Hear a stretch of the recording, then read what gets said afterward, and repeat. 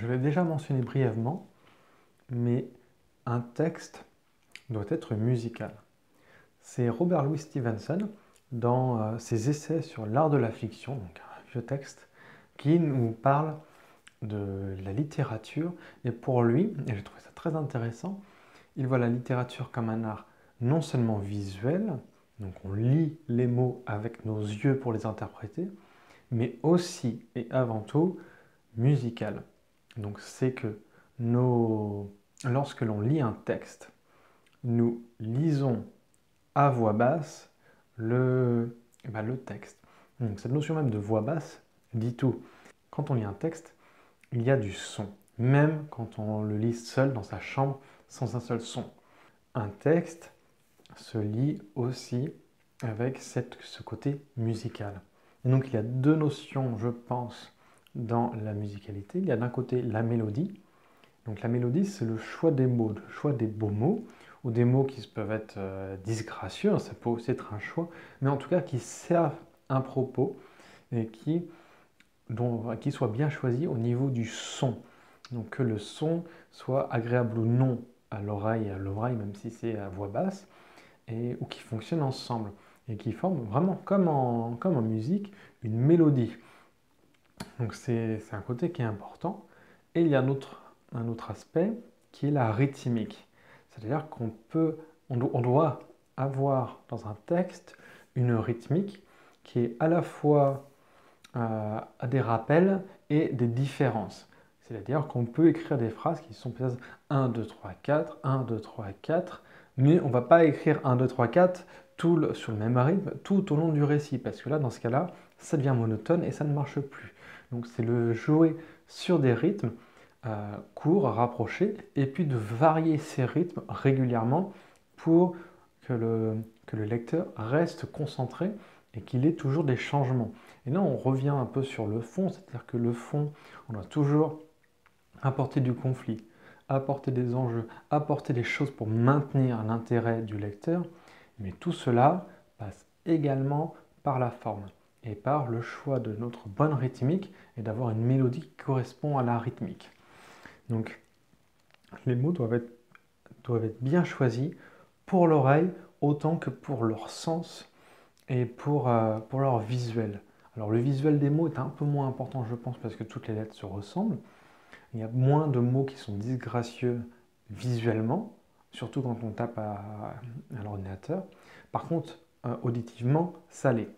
Et au niveau du sens, eh ben, il faut trouver le bon mot, mais le bon mot qui sonne bien au bon endroit. Tout de suite, c'est un peu plus compliqué.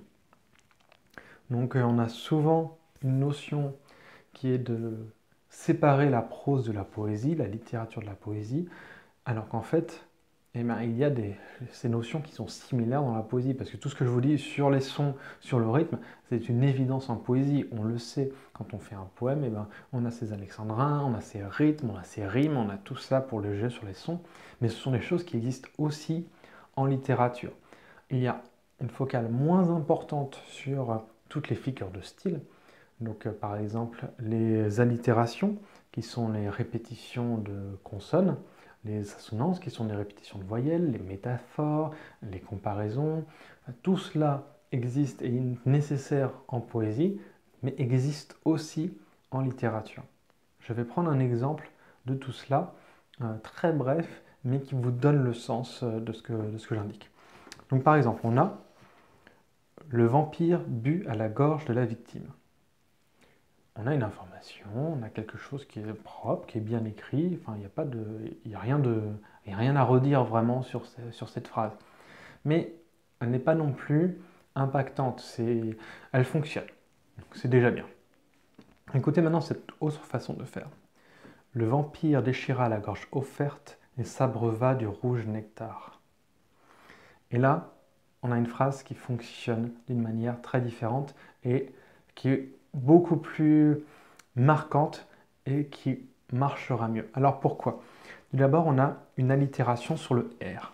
Le vampire déchira la gorge offerte et s'abreuva du rouge nectar. Dans chaque mot important, il y a le son R. Donc on a une phrase qui a un sens. Et le R est un son qui est dur, qui est déchirant. Et là, on a un vampire qui déchire la gorge. Donc on a ce côté déchirant. Le son fonctionne avec l'acte. Tout à l'heure, ça fonctionnait aussi, mais il n'y avait pas cette notion de son qui appuie le propos. Ça fonctionnait, mais en appuyant le propos avec le son, ça fonctionne encore mieux parce que on ressent de manière plus forte les paroles. Et donc, ça c'était au niveau de la mélodie, mais cette phrase fonctionne aussi au niveau de la rythmique. Je la reprends. Vous pouvez la voir de toute façon, elle est écrite en dessous de la vidéo. Et on a le vampire, donc déchira la gorge offerte. Et si vous voyez la fin, et s'abreuva du rouge nectar. J'aurais pu dire et s'abreuva du nectar rouge. Ça fonctionnait moins. J'ai dû inverser les mots et je les ai inversés naturellement. Pourquoi est-ce que ça fonctionne moins? Parce que le nombre de syllabes est le même dans la structure. Donc on a le vampire, déchira, puis après on a s'abreuva qui lui répond. La gorge rouge qui répond offerte nectar.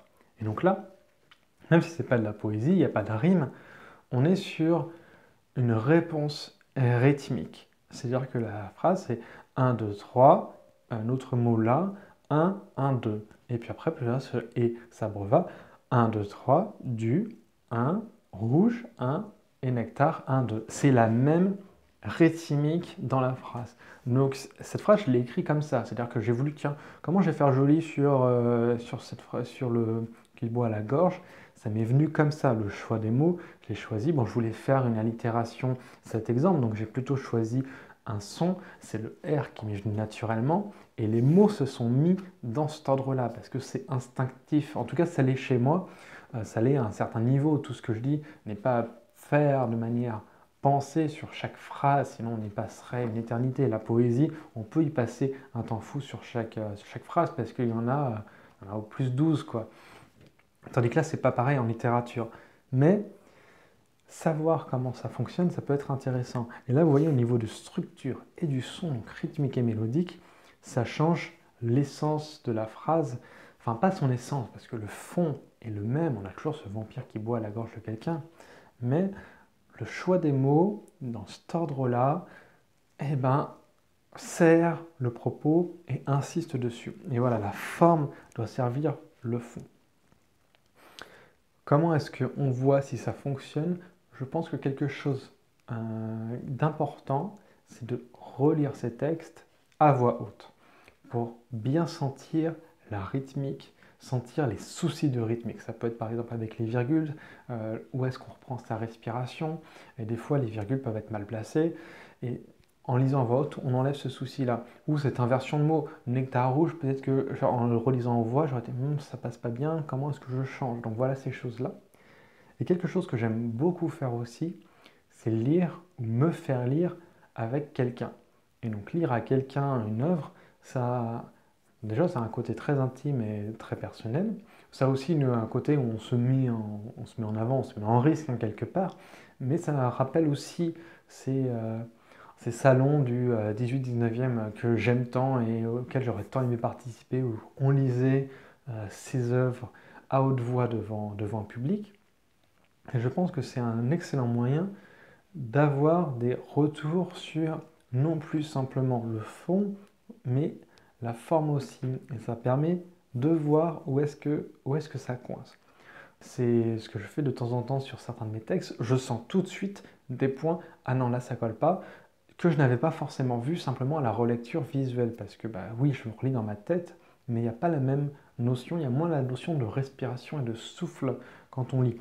On fait des pauses quand on lit comme ça, mais la notion de souffle n'est pas la même. Et la souffle, c'est la rythmique. Donc la mélodie, peut-être que à voix basse, ça suffit. Encore que je conseillerais aussi de le faire à voix haute, mais la rythmique, c'est beaucoup plus compliqué. Et là, ça fonctionne bien à voix haute. Donc comment améliorer la musicalité de ces textes, c'est ce que je conseillerais. Et tout cela va de pair avec tout ce qu'on a vu avant, avec les descriptions, parce que jouer sur la musicalité, la rythmique, ça permet au lecteur de ne pas s'ennuyer sur une description, ça permet de la rendre plus vivante, et en rendant la description plus vivante, plus intéressante, moins fastidieuse, ça nous permet de faire du show et d'immerger mieux le lecteur. Comme vous voyez, tout est lié quand on écrit. Je fais des vidéos qui sont séparées pour expliquer les concepts un à un, mais en fait c'est un tout. Et chaque approche, chaque thème s'imbrique dans les autres et permet de faire tout cela. Et tout ce qu'on voit sur le style littéraire, ça n'a qu'un seul but, c'est de servir le fond et de le retransmettre de la meilleure manière possible pour encore donner les émotions et le message au lecteur. Donc vous voyez, tout ça s'imbrique et vous pouvez jouer dessus avec ces éléments comme la musicalité par exemple.